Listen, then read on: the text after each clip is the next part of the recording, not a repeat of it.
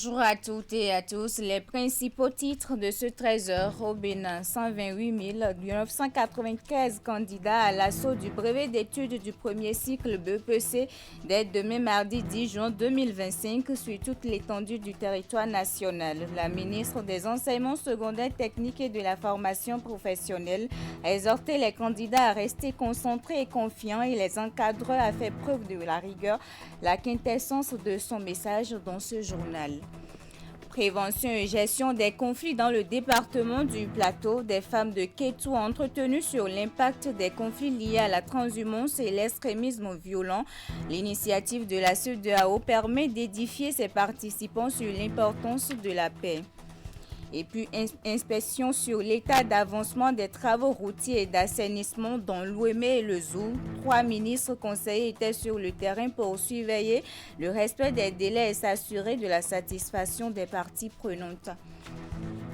Voilà pour vous le sommaire. Restez avec nous pour le développement. À quelques heures du lancement de l'examen du brevet d'études du premier cycle BEPC session de juin 2025 prévu pour demain, la ministre en charge des enseignements secondaires, techniques et de la formation professionnelle a adressé un message de soutien aux 128 893 candidats.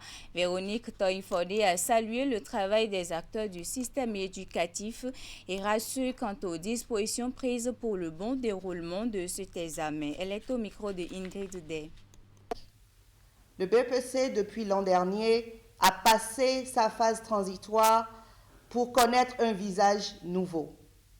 Ainsi, nous avions, pour la première fois, expérimenté la version faisant composer tous les candidats en physique, chimie et technologie, PCT, et en deuxième langue vivante, LV2. Cette première expérience a permis de relever la force et la détermination de nos candidats quant à l'amélioration de leurs compétences scientifiques, garantissant leur meilleure insertion dans ce monde d'évolution technique exponentielle. C'est à ce titre que ce mardi 10 juin, sur toute l'étendue du territoire national, nos enfants des classes de 3e, les candidats libres et les personnes en situation de handicap composeront l'examen du brevet d'études du premier cycle, session normale de juin 2025. Pour la session de juin 2025, 128 893 candidats sont inscrits, dont 64 209 filles, soit 49,81% des effectifs. Ce chiffre marque une progression de 3,1% par rapport à l'année 2024. Preuve de la vitalité de notre système éducatif et de l'engagement de tous les acteurs à favoriser la scolarisation inclusive. Je tiens à féliciter les enseignants, les chefs d'établissement, les partenaires sociaux et l'ensemble des équipes pédagogiques pour leur travail remarquable tout au long de l'année. Je remercie également les parents pour leur accompagnement constant. Je voudrais surtout rassurer chaque candidat, chaque parent. Toutes les dispositions ont été prises pour garantir un examen sécurisé, apaisé et équitable sur toute l'étendue du territoire national. L'État, sous le leadership du président de la République, reste pleinement engagé pour l'excellence dans l'éducation. Chers candidats, par ma voix, le gouvernement vous adresse ses meilleurs vœux de succès. Vous portez l'avenir de notre nation. Faites honneur à vous-même, à vos familles et à notre pays. Bonne chance à tous les candidats. Dans le département du Mono, Conrad Gbagidi, en compagnie d'une délégation, a été accueilli la semaine dernière par le coordonnateur du Conseil économique et social et l'ensemble des conseillers de l'institution dans ce département. Au menu, la loi organique numéro 2024-26 du 17 juin 2024 et la loi sur la chefferie traditionnelle au Bénin. C'est la préfecture de l'Okossa qui a abrité les travaux, les détails. Prendre connaissance du programme indicatif des sessions départementales de l'année 2025, s'approprier les tests législatifs et réglementaires encadrant le fonctionnement du CES et réaliser une séance d'imprégnation des populations sur les dispositions relatives à la sauvegarde des aires culturelles ainsi qu'à la chefferie traditionnelle au Bénin. Voilà, entre autres, les points auxquels les conseillers du CES section Mono vont s'atteler au cours de cette première session extraordinaire. Vous allez donc vous approprier les sujets d'autosaisine qui vous seront proposés et qui font suite aux travaux qui ont été réalisés lors de notre tournée nationale dans l'ensemble des départements du Bénin pour recueillir les attentes de nos populations. Cette session leur offre donc l'occasion d'initier des actions d'autosaisine, notamment en ce qui concerne la faible maîtrise de l'eau, l'insuffisance du financement agricole et les conflits entre agriculteurs et éleveurs. Mais l'attraction de cette première session extraordinaire est la communication qui a été présentée au sujet de la loi sur la chefferie traditionnelle au Bénin. C'est notre image, cette loi-là. Nous devons en faire ce que nous voulons que les chefferies traditionnelles représentent pour nous. Je pense que les têtes couronnées, les dignitaires sont rentrés dans la compréhension de cette loi à travers même les questions qu'ils ont posées. Et vous savez, lorsqu'on est dans le doute, la première réaction qu'on peut avoir, c'est de s'opposer. Et lorsqu'on a discuté et qu'on a compris, en général, on voit qu'une loi de la République n'est pas faite pour les uns et contre les autres. Une loi de la République, elle est faite pour toute la République. Et nous constatons une grande utilité de notre tournée pour ces 4 départements. Et c'est vraiment quelque chose qui était bien choisi.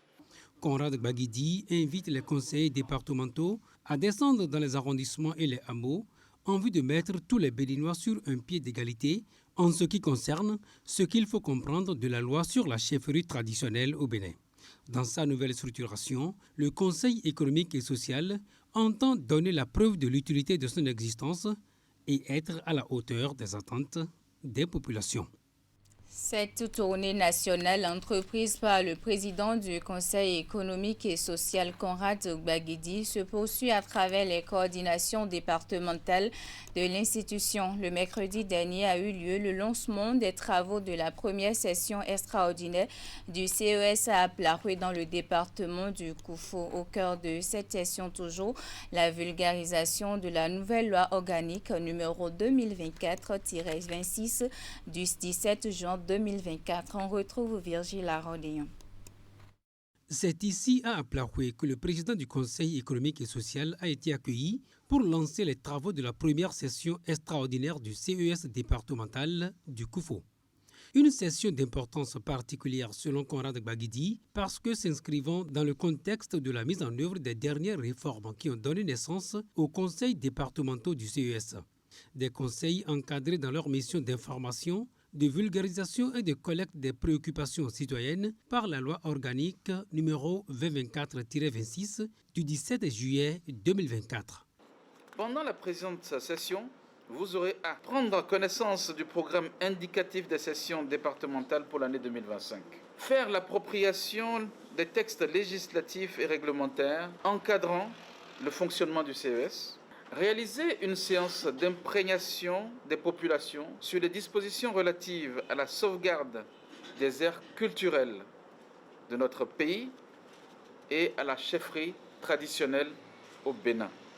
Ils auront également pour mission de s'approprier les sujets d'autosaisine et de collecter des informations au niveau départemental sur ces sujets en lien avec les attentes recueillies sur le terrain lors de la première tournée du Conseil économique et social.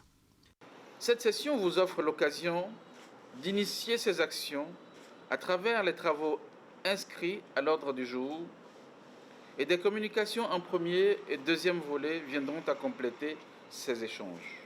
L'initiative de cette session du CES au niveau départemental s'accorde bien avec la vision du chef de l'État qui entend promouvoir un dialogue direct et une gouvernance participative en vue de renforcer l'implication des acteurs locaux dans la gestion des affaires publiques. Pendant ce temps, 3 ministres conseillers, Jacques Kayadi, Janvier Yaouédéou et Paulin Gbénou, étaient sur le terrain pour constater l'évolution des travaux routiers et d'assainissement en cours dans les départements de Lomé et du Zou. Les détails de cette descente dans cet élément. 3 ministres conseillers sur le terrain dans les départements de Lomé et du Zou pour apprécier le niveau d'avancement des travaux engagés pour la mobilité des populations. Parmi ces travaux, il y a l'implantation de ponts métalliques à Sagon, dans la commune de Wenki. Selon le plan de l'entreprise, Les travaux de ce pont doivent démarrer courant juillet. C'est ce qui est prévu. Courant juillet et début août, à cause des crues.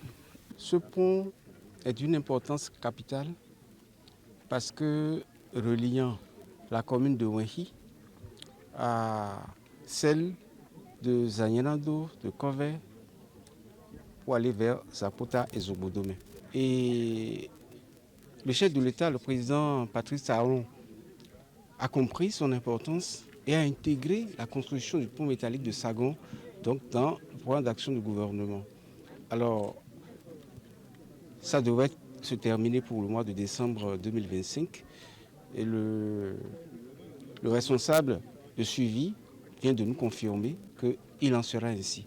Avant l'arrondissement de Sagon, les 3 ministres conseillers ont fait des arrêts à Misrité, Dangbo et Bonou, où des ouvrages d'assainissement et surtout la réhabilitation de la route Misrité-Pédikpo sont en cours. Cette descente a été bouclée sur l'axe Boyko-Tenji. Cette visite était très opportune.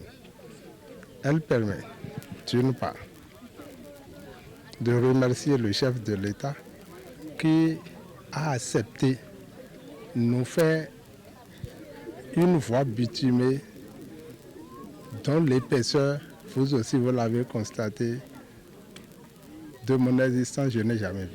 Mais cette sortie nous a permis d'écouter la population qui a posé un certain nombre de problèmes. Cette descente nous a permis de régler beaucoup de problèmes sur chacun de ces chantiers. Et moi, je n'ai pas de doute de mettre en doute les engagements des entreprises. Il faut les prendre au mot et il faut prendre date avec eux. Satisfaits de ce qu'ils ont vu, les 3 ministres conseillers promettent revenir très prochainement pour voir si, entre-temps, les travaux ont évolué dans le sens de ce qui est prévu. Je vous l'ai annoncé à l'entame de cette édition, la commune de Kétou dans le département du Plateau a accueilli du 4 au 5 juin dernier un dialogue communautaire sur l'impact des conflits liés à la transhumance et à l'extrémisme violent et le rôle des femmes dans la prévention et la résolution de ces conflits. C'est une initiative de la commission de CEDEAO mise en œuvre par le réseau Paix et Sécurité des femmes de l'espace CEDEAO. Reportage. Leaders communautaires, activistes, femmes politiques ou issus de la société civile, des communes de Tanguieta, des 2KP et de Kétou ont répondu à cette rencontre stratégique de Kétou dans le cadre du dialogue communautaire de la CEDEAO. Au cœur des échanges, le renforcement du rôle des femmes dans la prévention et la résolution des conflits en Afrique de l'Ouest et dans le cas d'espèce, les conflits liés à la transhumance et à l'extrémisme violent. Vous m'excuserez de le dire, c'est les hommes qui font la guerre, mais c'est les femmes qui font la paix. Et donc, conscients de tout cela, nous avons dit qu'il faut renforcer le rôle des femmes dans la prévention et la résolution des conflits.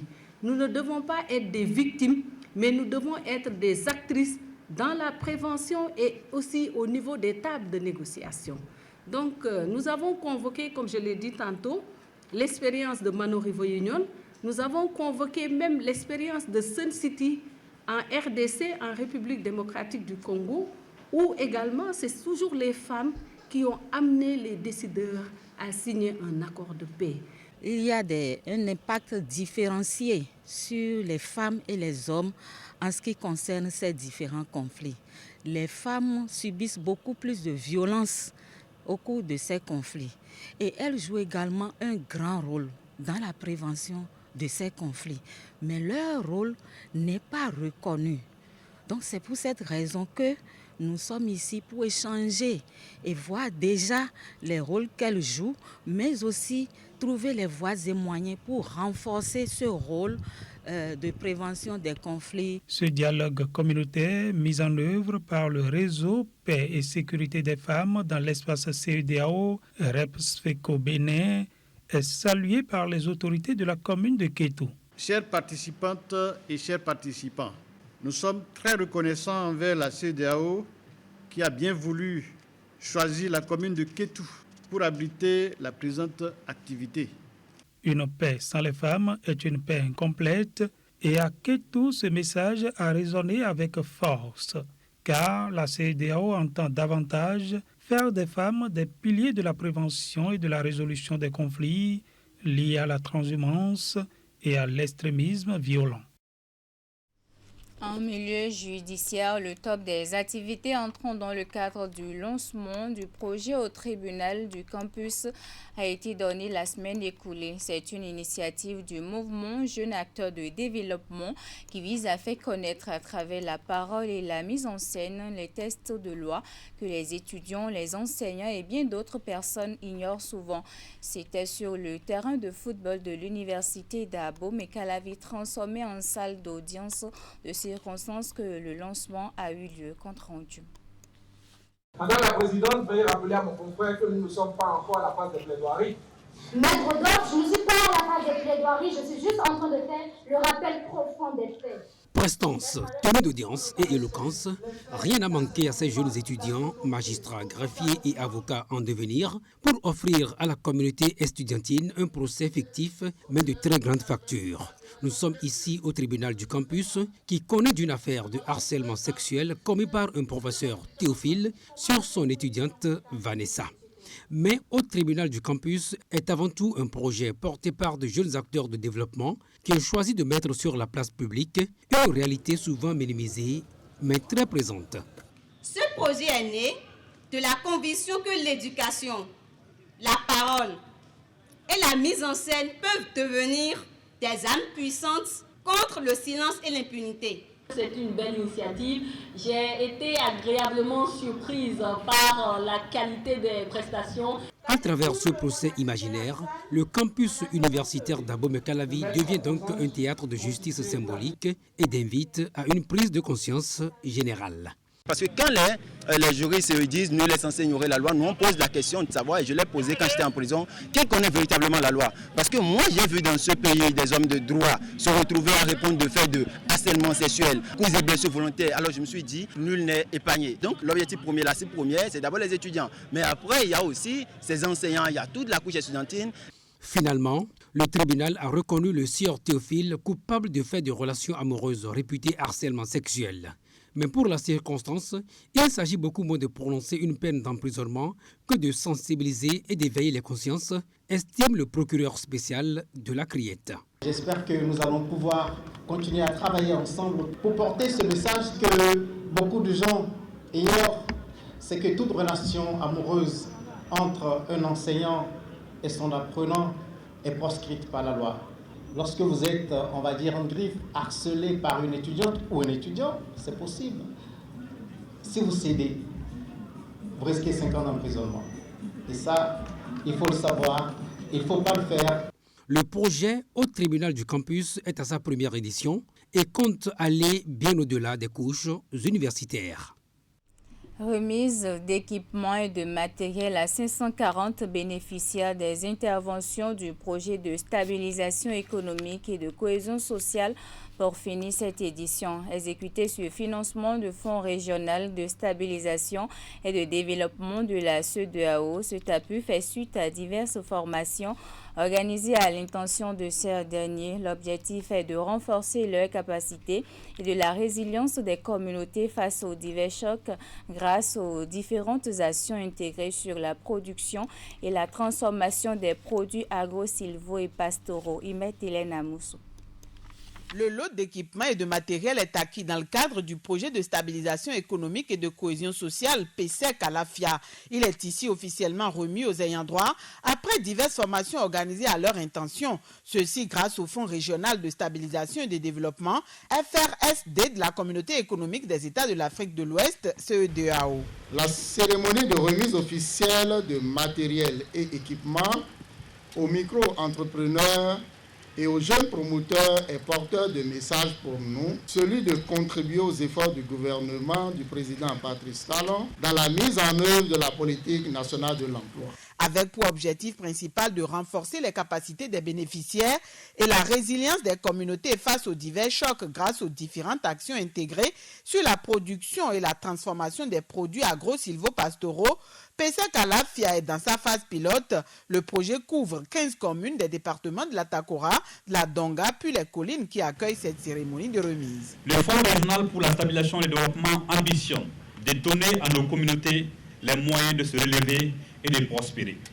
Il traduit une approche participative où chaque voix compte, où chaque action a un impact. Pour nous, le PSEC Alafia que nous célébrons aujourd'hui n'est pas qu'un programme, il est une expérience, une réponse concrète aux défis qui fragilisent notre région. Piloté par Vétérinaires sans frontières Belgique et mise en œuvre par des ONG locales, PSEC Alafia a démarré en juin 2024. La période d'intervention est de 18 mois avec pour cible 3750 micro-entrepreneurs et jeunes promoteurs. Aujourd'hui, nous sommes ici pour assurer la remise officielle des kits aux 140 micro-entreprises et 400 femmes et jeunes transformateurs identifiés parmi les bénéficiaires à cet effet. Les jeunes et les femmes bénéficiaires ont été identifiés sur la base de critères transparents et chaque kit remis est adapté aux réalités de leur projet et de leur territoire. Pour une véritable autonomisation des bénéficiaires, il est intégré une phase de diagnostic, de formation et de suivi au projet. À travers le présent appui, il est attendu que ces micro-entrepreneurs et jeunes promoteurs usent de leur dynamisme et créativité ainsi que de leur sens de responsabilité pour impulser un développement durable dans les communautés cibles. Ainsi va l'actualité en cette mi-journée sur Canal 3 Bénin. Sois patient avec la vie. Elle prend parfois des détours pour t'amener au bon endroit. Bon lundi de Pentecôte à toutes et à tous.